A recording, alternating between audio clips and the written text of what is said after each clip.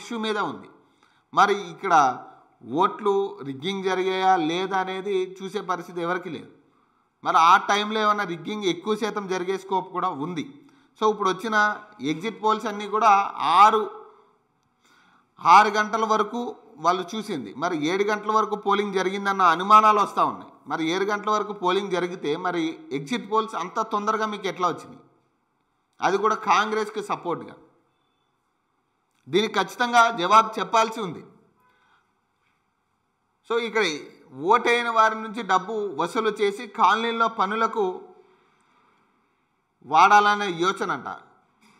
అపార్ట్మెంట్లో సగం మంది ఓటేయని వైనమంట. ఎందుకు వేస్తారే? ఎందుకు ఓటేస్తారు? అధికార ప్రతినిధులు, రాజ్యాంగబద్ధ పదవుల్లో ఉన్న వ్యక్తులే రోడ్లెక్కి కొట్టుకుని రౌడీల్లా బిహేవ్ చేసిన పరిస్థితి. మరి ఈ టైంలో ఎవడొచ్చి ఓటేయాలన్న ఆలోచన వస్తుంది? ఓటేయాలన్న ఆలోచన ఉన్న వాళ్ళకి కూడా వీళ్ళక ఓటేసేదనే కాడికి ప్రజలు వచ్చారు. ఈరోజు ప్రజలు నిజంగా ఓటేయాలన్న ఆలోచన ఉన్న వ్యక్తులు కూడా రాజ్యాంగబద్ధ పదవుల్లో ఉన్న వ్యక్తులు రోడ్లెక్కి కొట్లాడుకుంటుంటే, వీధి రౌడీల్లా కొట్లాడుతుంటే, ప్రతిపక్షం అవ్వచ్చు, అధికార పార్టీ అవ్వచ్చు,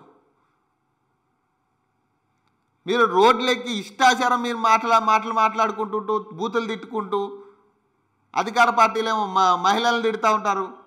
మరి ఇంత ఘోరమైన పరిస్థితులు ఏర్పరిచి మీరు ఓటేయడానికి రండి అంటే ఎవరు మాత్రం ఓటేస్తారు? ఎవరికి ఓటేయాలన్న ఆలోచన అందరికీ ఉంది. ఈ అల్లర్లు క్రియేట్ చేసి కనీసం ప్రజలను ఓటేయడానికి కూడా రానివ్వకుండా చేసుకున్నారు మీరే. ఇది 2 పార్టీలకు వర్తిస్తుంది. ఈ పదం 2 పార్టీలకు వర్తిస్తుంది. 2 పార్టీలు చేసిన విధ్వంసం వల్లే ప్రజలు ఓటేయలేదు.